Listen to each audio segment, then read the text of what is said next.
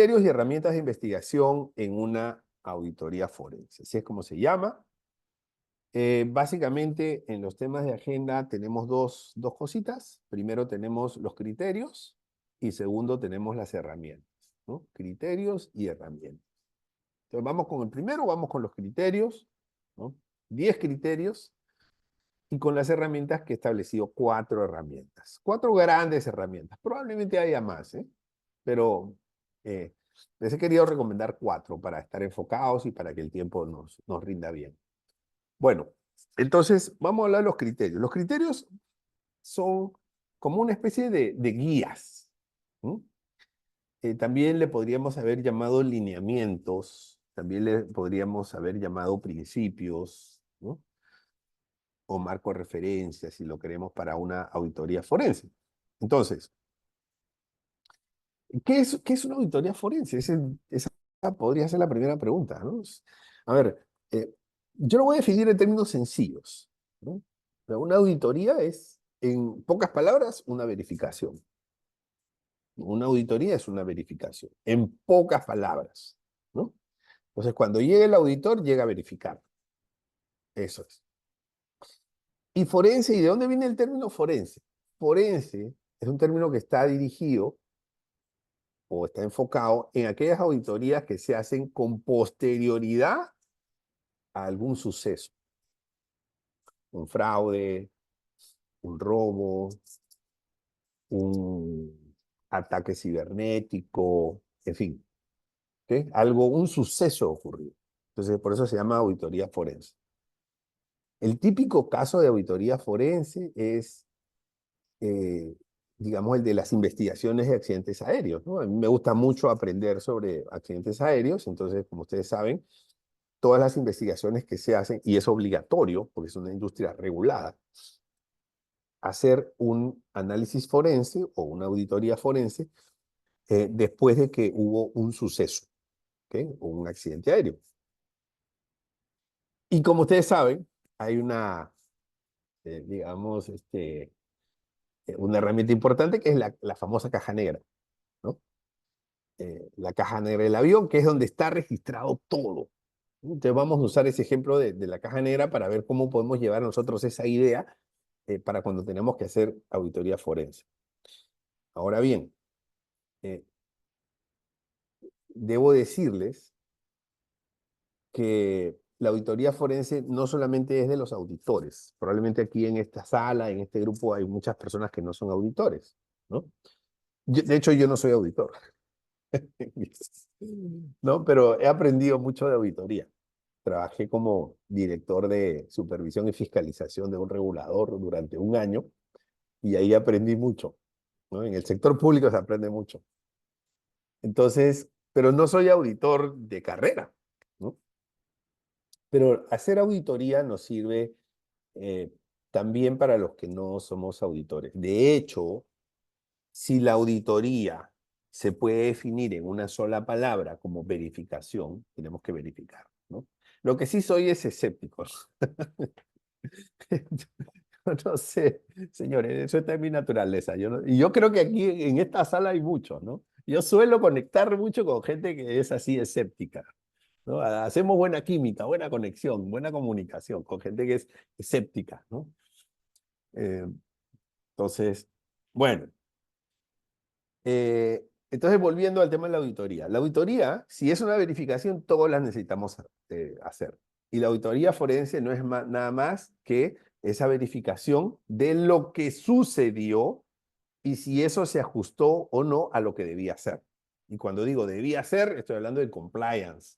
Y cuando hablo de compliance, estoy hablando de las leyes externas, de las normas internas, ¿no? O cualquier tipo de normativa que debió cumplirse. ¿Ok? Entonces vamos a comenzar con los criterios. Estos son como los principios. También se puede haber llamado principios, ¿no? Entonces yo he establecido 10 aquí. 10 principios. Eh, mm, pueden ser más, ¿no? Probablemente los que son auditores dirán, no, falta tal cosa, falta la otra, y tal vez son 11, 12, o tal vez alguno dirá, no, hay uno que se repite, así que podemos reducirlos a 9, o lo que sea. Pero bueno, vamos a hablar de estos criterios uno por uno. El primero, ¿no? Cumplimiento o compliance, ¿no? Cuando nosotros vamos a hacer una auditoría, o sea, la primera pregunta que se tiene que hacer un auditor es qué es lo que vamos a buscar, ¿no? Y básicamente hay dos posibilidades. Entonces, ¿vamos a buscar un cumplimiento o vamos a buscar un incumplimiento? Entonces, vamos a buscar un cumplimiento cuando es una auditoría rutinaria, ¿no? Recuerden, auditoría es verificación, sinónimo de verificación, ¿no? No es lo mismo, pero digamos que es la palabra que representa en su gran dimensión al término auditoría. Eh, en los cuarteles del ejército, cuando llegan a revisar si los zapatos están bien lustrados, ¿no? Entonces se hace una verificación. ¿De qué? De cumplimiento, ¿no? Que es una verificación rutinaria, ¿no? Pero si en el cuartel está prohibido fumar digamos llega una denuncia o alguien dice han estado fumando, está oliendo a cigarro en la sala 3 del cuartel, ¿no? Entonces va un equipo de inspección a verificar el incumplimiento. ¿Ok? Entonces normalmente son esas dos cosas que se pueden verificar, el cumplimiento o el incumplimiento. Pero en la auditoría forense, aunque no puedo decir que en el 100% de los casos, tal vez en el 99% de los casos lo que se busca es verificar si hubo un incumplimiento. ¿Ok? Bien. Y en la auditoría, digamos, rutinaria, lo que se busca es verificar el cumplimiento. Lo normal, digamos, ¿no? Ahora, cuando hablamos de cumplimiento o cuando hablamos de incumplimiento, nos podemos referir a la normativa legal, digamos, a las normas tributarias, a las normas laborales, a las normas medioambientales, ¿no? Legales, desde el punto de vista hablando. O también regulatorias. Y en segundo lugar, podría ser una normativa interna, ¿no? Un código de conducta, un código de ética, un reglamento de trabajo, la obligación de cumplir con una norma ISO, por ejemplo, o sea, cualquiera de esos elementos. ¿Ok? Bien, entonces ese es el primer criterio, en una auditoría forense. Eh, el cumplimiento o la búsqueda del objetivo. ¿Qué es lo que nosotros vamos a buscar? ¿No? ¿Qué es lo que queremos buscar? El enfoque, podemos decir, ¿no? Como primer criterio, el enfoque. Pero también le podemos llamar criterio, solo que no les podía repetir. El segundo es la materialidad, ¿no? Entonces, esto básicamente representa un costo-beneficio. No le podemos hacer auditoría a todo, auditoría forense a todo lo que sucede. No le vamos a tratar de encontrar el porqué de las cosas a todo, sí, pero sí, probablemente, a lo que representa mayor importancia, ¿no? En función a su materialidad. Ahora, una acotación. Cuando hablamos de materialidad, generalmente la gente lo relaciona con dinero, ¿no? Pero en el fondo, materialidad es importancia, ¿ok? Entonces, cuando decimos es material, estamos diciendo es importante. ¿Por qué? Porque también un evento que afecta a la reputación puede ser material. Un escándalo, por ejemplo, eso es material, ¿no? O sea, en términos de dinero no sabemos, puede ser mucho o poco dinero, pero puede que llegue a ser de mucha importancia y en ese caso hablamos de materialidad. ¿Okay? Está más vinculado al término importancia que al término cantidad de dinero. ¿Vale? 3, la confiabilidad de la evidencia, ¿no? O sea, eso es importante. Entonces, ¿por qué? Digamos, cuando hay un accidente aéreo, ¿por qué se busca la caja negra? Se busca la caja negra porque es muy confiable. O sea, esa caja está hecha para que resista temperaturas, resista humedad, ¿no? Tiene resistencia al agua, tiene resistencia a los golpes. O sea, esa caja está hecha para que sea confiable, que podamos confiar en que ahí está probablemente la respuesta a lo que estamos buscando, ¿no? Entonces, siempre vamos a querer la confidencialidad, la confiabilidad de la evidencia. Eso es importante, ¿por qué? Porque como vamos a ver más adelante, dentro de las herramientas, una de las herramientas que yo les voy a recomendar se llama canales de denuncia. Entonces, los canales de denuncia, tú necesitas aplicar este criterio, confiabilidad de la evidencia. Porque los canales de denuncia te puede llegar cualquier cosa, ¿no? O sea, hay de todo, ¿no? Puede haber denuncias falsas, una falsa denuncia. Entonces uno tiene que tener cuidado. El objetivo del canal de denuncias es obtener evidencia para sacar conclusiones, pero esa evidencia tiene que ser confiable.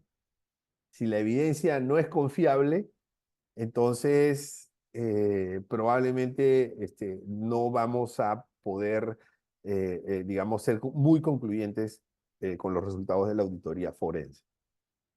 Bien.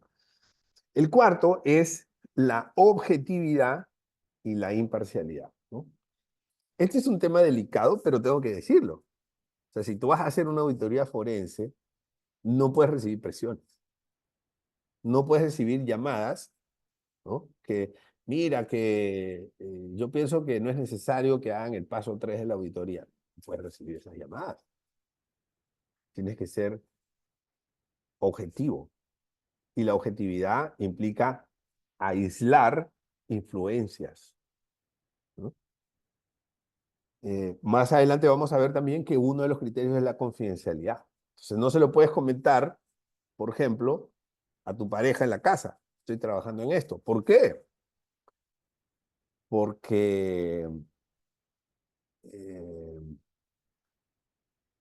digamos, o sea, no porque tu pareja lo vaya a comentar o lo vaya a decir, sino porque puede terminar influyendo en algo donde necesitas mantener la objetividad, ¿no? Y lo otro es la imparcialidad. Y eso tiene que ver un poco con los conflictos de intereses. Por esa razón, muchas veces los auditores forenses son externos. ¿Por qué? Porque los auditores internos pueden tener algún sesgo cognitivo, o sea, alguna idea, algún pensamiento a favor o en contra. Pueden tener una simpatía por alguien, o una animadversión por alguien, o por algo, ¿no? O una creencia limitante, ¿no? O algún tipo de sesgo. Entonces, muchas veces por eso se prefiere contratar auditores forenses externos. ¿Sí? Básicamente para reforzar este criterio que es la objetividad y la imparcialidad. Cuando es necesario, ¿no? El quinto, exhaustividad, ¿no? Entonces, el auditor, hay un viejo refrán que dice, el auditor no puede irse si no ha revisado todos los documentos. No ha revisado el 100% de todo lo que puede revisar. Eso es lo que dice. Entonces, este es el criterio que dice, bueno, enfócate en la exhaustividad, ¿no? Muy bien. Luego el sexto, la trazabilidad, ¿no? Y la trazabilidad es un criterio que nos va a servir para otra herramienta que vamos a ver dentro de las cuatro que les voy a presentar, que es el análisis causa-raíz. Entonces, en el análisis causa-raíz, muchas veces hay una secuencialidad de eventos, ¿no? Que van causándose a través de causa-efecto, causa-efecto, causa-efecto, causa-efecto. Y entonces es importante tener la trazabilidad. O sea, si tú puedes hacer un recorrido hacia atrás de todo lo que ocurrió, puedes tener trazabilidad. Si te resulta fácil encontrar algo, puedes tener trazabilidad. Bien. Entonces yo recuerdo que cuando estudiaba en la universidad, eh, en esa época no existía Google, ¿no? Y en esa época ni siquiera existía Internet en la universidad. Estoy hablando, yo ingresé en el año 89 y terminé en el año 93 la universidad, pregrado. Entonces, eh, ¿y cómo aprendía? En la biblioteca, ¿no? Entonces, estudiaba en una universidad que tenía una biblioteca fantástica, llena de libros, ¿no? Y yo me iba a una sala donde estaban los ficheros. Entonces esa sala tenía unos cajones largos donde habían unas fichas con los nombres de los libros y los autores y alguna otra reseña y unos códigos, complicados los códigos, pero uno llevaba en un papelito especial, que te daba la biblioteca, llenaba el código, el autor, el nombre, y le entregaba el papelito al bibliotecario, y el bibliotecario en un minuto te conseguía el libro. ¿Cuántos libros habría en esa biblioteca? 50.000 libros, pero te lo conseguía en un minuto. ¿Por qué? Porque existía esa característica que se llama trazabilidad. La trazabilidad es la facilidad que tenemos para encontrar una situación, para encontrar un hecho, un evento o un proceso. ¿Okay? Si nosotros podemos saber si existió, si no existió y qué características tuvo, entonces tenemos trazabilidad, ¿no? Entonces debemos buscar la trazabilidad en la auditoría forense. Otro criterio importante, ¿no?, es el análisis de patrones, ¿no? El análisis de patrones. Entonces, digamos, si ustedes recuerdan o logran ver películas, ¿no?, de cómo los policías atrapan a los delincuentes, ¿no?, a los asesinos en serie o a lo que sea, muchas veces sale aquí del análisis de patrones, ¿no? Ya sea que se salen de un patrón habitual y entonces uno le aplica, digamos, alguna de las técnicas que vamos a ver, se sale de un patrón habitual, o ya sea que genera un patrón diferente, ¿no?, y detrás de eso hay una explicación. Entonces, porque es una situación excepcional o porque es un patrón diferente, eso puede llevar a algún tipo de sospechas, ¿no? Entonces es muy raro que cuando hay un evento especial que amerita una auditoría forense, los patrones hayan sido siendo los mismos, ¿no? Entonces, por ejemplo, eh, ahora en mi equipo de trabajo tengo a, a una persona de vacaciones, una colaboradora nuestra que está de vacaciones, ¿no? Entonces, y salir de vacaciones es lindo, pues porque uno eh, viaja, ¿no? Eh, tiene tiempo libre, se relaja, se libera el estrés de la oficina, de las llamadas, ¿no? Se liberan de mí, mis colaboradores. Entonces, es normal que uno quiera salir de vacaciones, ¿no? ¿Qué pasa cuando una persona no quiere salir de vacaciones? Entonces esa persona se está saliendo del patrón habitual. Oye, ¿cuándo toma vacaciones? Y siempre está poniendo pero no, no. Cuando lo normal debería ser al revés, ¿no? Que venga la persona a decir, que quiero tomar vacaciones, que no sé qué. Entonces, y se ha encontrado que en muchos casos, hay gente que no quiere salir de vacaciones, está, digamos, tratando de amañar algún tipo de fraude, ¿no? Y por eso no quiere salir de vacaciones porque tiene cierto empoderamiento sobre algún proceso en donde quiere ocultar algunas cosas. Entonces, por eso el análisis de patrones termina siendo también importante. ¿Ok? Bueno, lo otro es la confidencialidad, ¿no? La confidencialidad es fundamental, puede arruinar un proceso de auditoría, ¿no? Y la confidencialidad no solamente este, mm, involucra nombres, sino todo lo que estamos haciendo, ¿no? Eh, es decir, la confidencialidad va mucho más allá de la protección de datos o esas cosas, mucho más allá, ¿no? O sea, ninguna persona que no esté autorizada debe conocer de qué tipo de en qué tipo de auditoría forense se está trabajando, ¿no? Entonces, el auditor dice, estoy trabajando en un proyecto, nada más. Entonces, muchas veces nosotros le poníamos cuando trabajábamos proyectos confidenciales en la calificadora de riesgo, le poníamos nombres alternativos, ¿no? Alternativos para proteger, ¿no? O sea, esa es una vieja técnica, la policía lo usa, ¿no? el operativo Jaguar, el operativo Selva Negra, el operativo no sé qué, o sea, le ponen esos nombres para que no se sepa pues en qué están trabajando, ¿no? Entonces entre ellos se habla, estoy trabajando en el operativo Selva Negra, y muchas veces dentro de ellos mismos tampoco saben, ¿no? Entonces, ¿por qué? Porque la confidencialidad puede arruinar, digamos, el resultado o el éxito de una auditoría forense, ¿no? O sea, si la parte investigada se entera, puede generar una destrucción de pruebas o puede, digamos, ejercer algún tipo de acción o represalia o lo que sea, ¿no? Muy bien. Entonces, hay un video que vi el otro día de mi país, en Perú.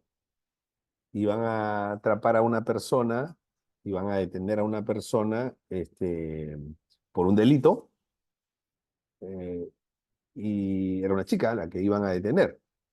Entonces la policía lo que hizo fue que se disfrazó, ¿no?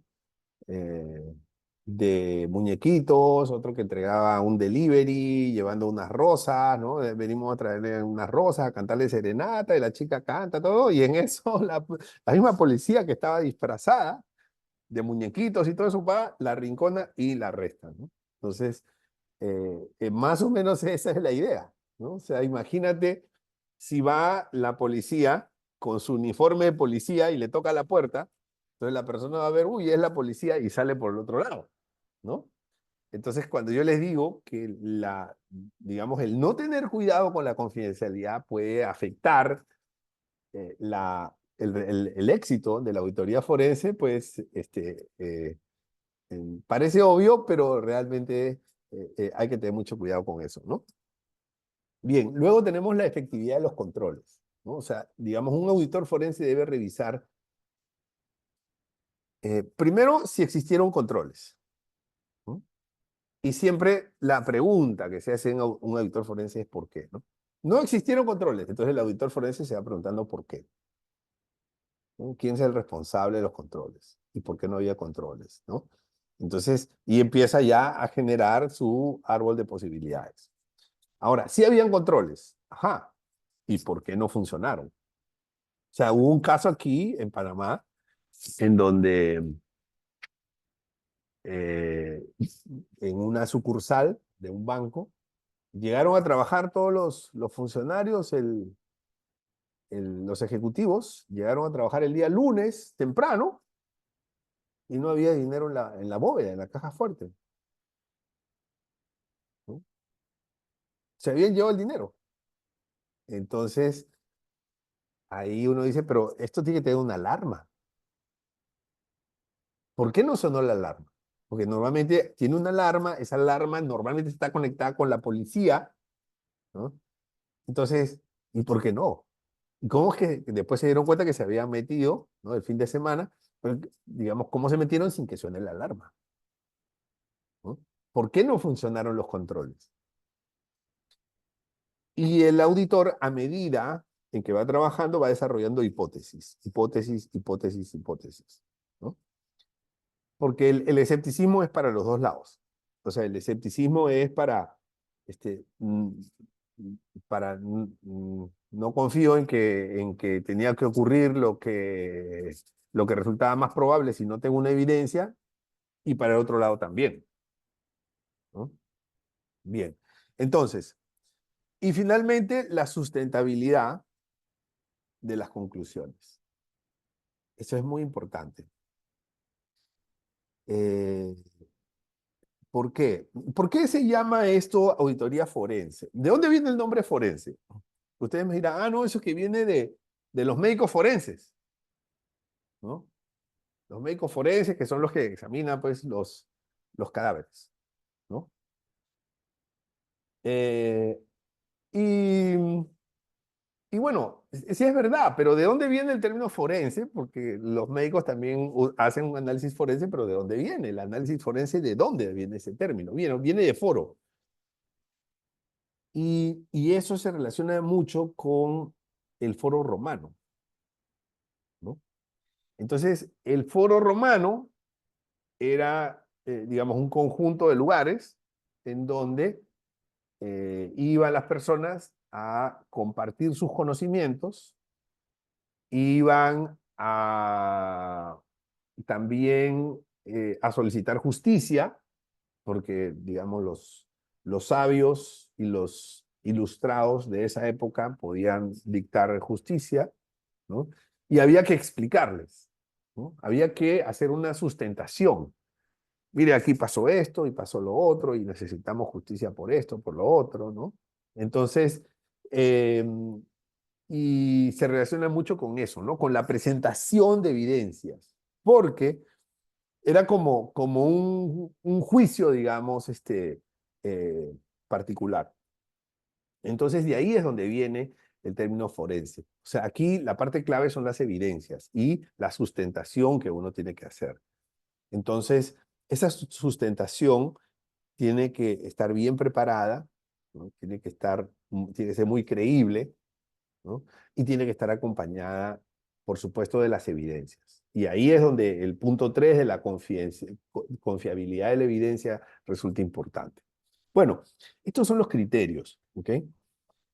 Eh, entonces yo les dejo estos criterios para que ustedes puedan, cuando tengan un caso de auditoría forense, puedan repasar a ver si estos criterios realmente están aplicándose en el caso en el que ustedes están trabajando o son testigos o están participando. Bueno, vamos a hablar de las herramientas. Esta es la parte que me encanta. Bueno, primero que nada está el análisis de causa raíz, ¿no? Entonces, en el análisis de causa raíz, eh, y esto lo aprendí mucho de riesgo operacional. En riesgo operacional se trabaja muchísimo el análisis de causa raíz. Es decir, eh, pasó que hubo un incendio. Ajá. Y el incendio, ¿por qué ocurrió? ¿No? Entonces, hay varias técnicas. Una es la secuencialidad, ¿no? O el análisis de hilo secuencial. Es establecer qué ocurrió ese día y ponerlo en una línea de tiempo. Ese análisis de línea de tiempo nos ayuda como primera herramienta para hacer el análisis de causa raíz, entendiendo que en la causa-efecto, la causa ocurre primero y el efecto ocurre después. Entonces, para eso hacemos un hilo de acontecimientos y en ese hilo secuencial vamos ubicando todas las cosas que se puedan haber observado directamente o se ha recopilado o se ha presentado, digamos, algunos testimonios. ¿Okay? Otra herramienta para el análisis de causa raíz, y esta es una de las que más me gusta es la de los 5 porqués, ¿no? Entonces, se atribuye a la industria japonesa, ¿no? En la industria automotriz japonesa, que en la década de los 60, 70 quiso sacar, digamos, una industria muy competitiva, que le quite el mercado a la industria automotriz americana, y realmente lo consiguió.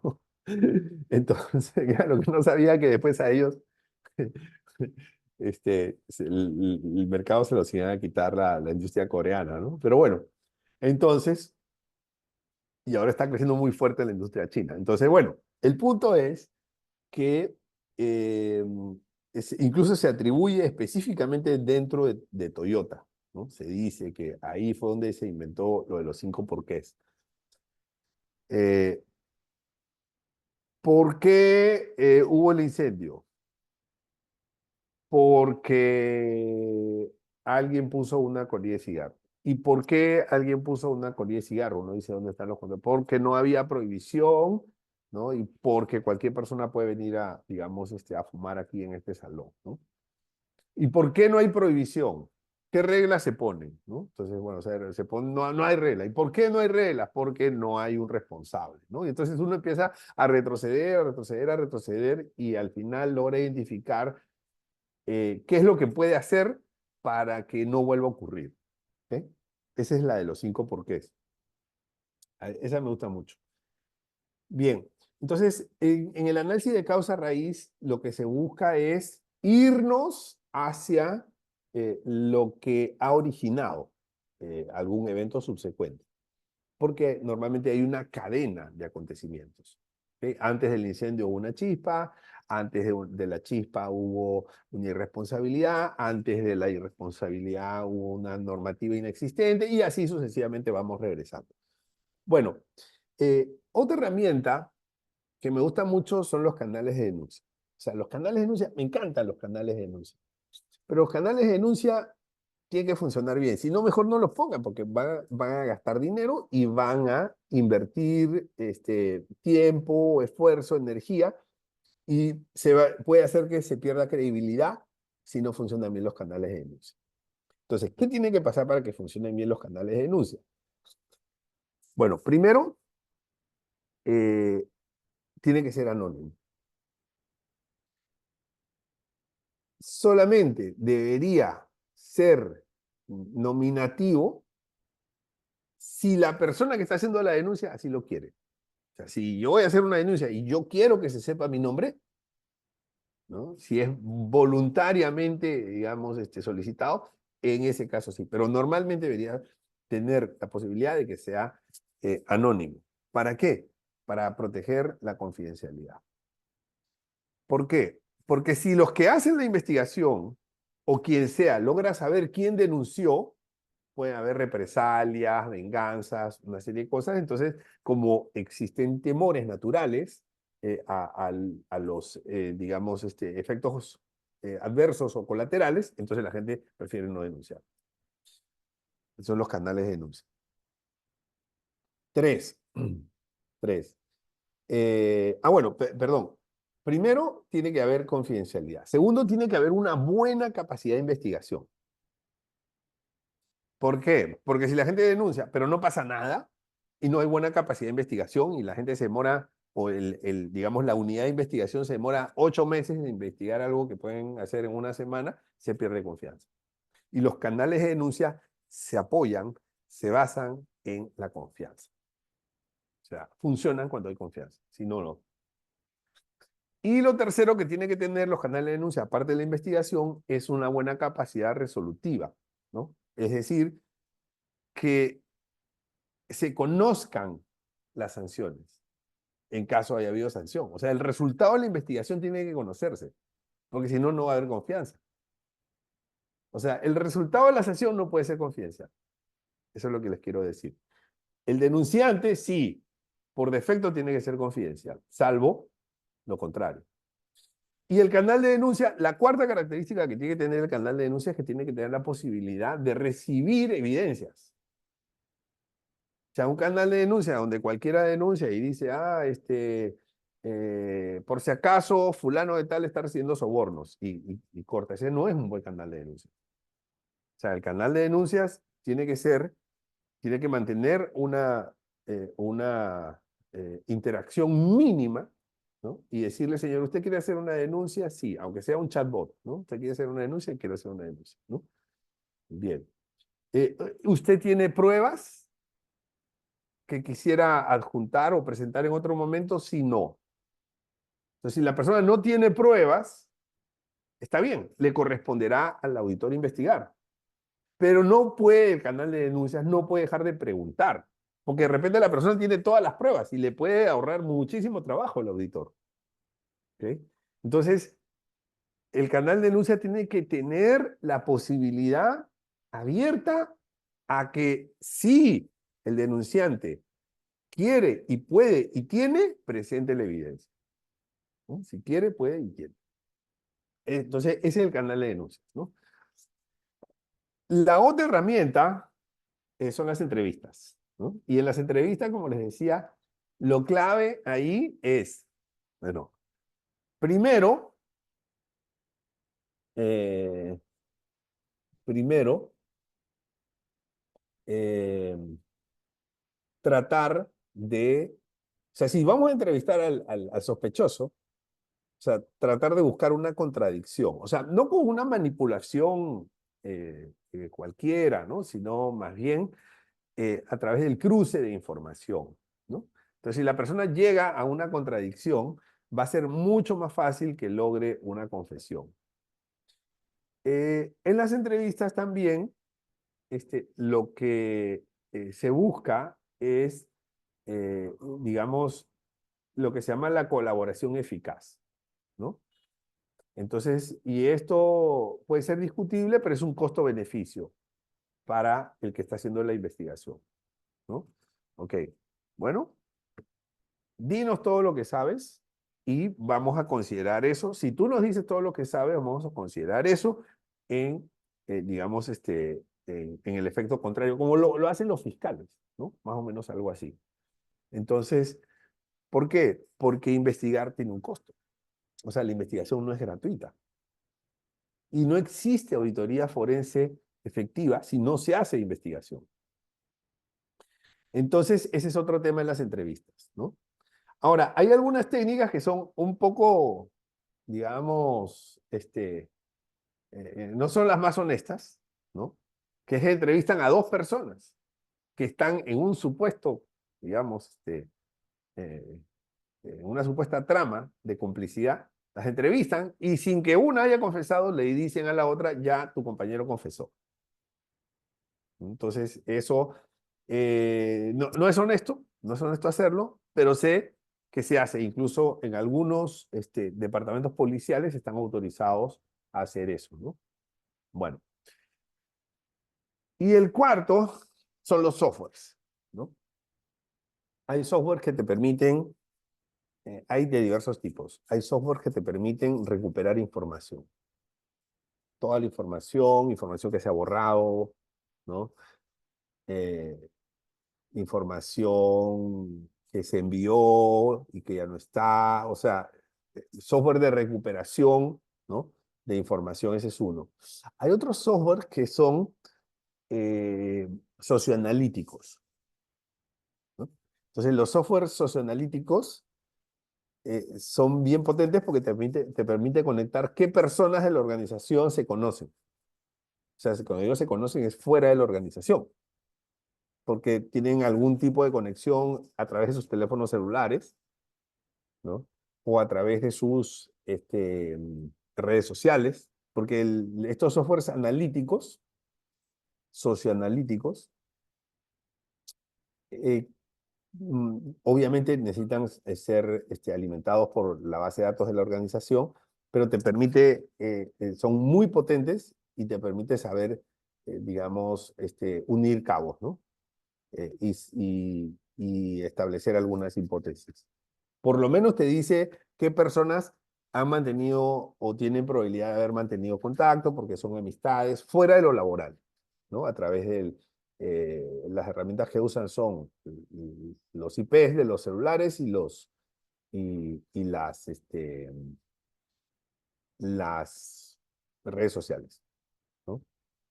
Entonces los softwares de auditoría, y hay pues softwares, hay otros software que identifican eh, comportamientos anómalos, ¿no? O sea, patrones de conducta, lo que les decía, ¿no? O anomalías en ciertos patrones. Entonces, eso también. eh, Horas de salida de algunos con horas de salida de otros. Fulano salió una hora más temprano y fulana también salió una hora más temprano, ¿no? Entonces, y lo conecta. Y puede, digamos, identificar algunas cosas. Entonces, los softwares también son una herramienta que puede contribuir con digamos, el éxito de la investigación. Amigos y amigas, muchas gracias.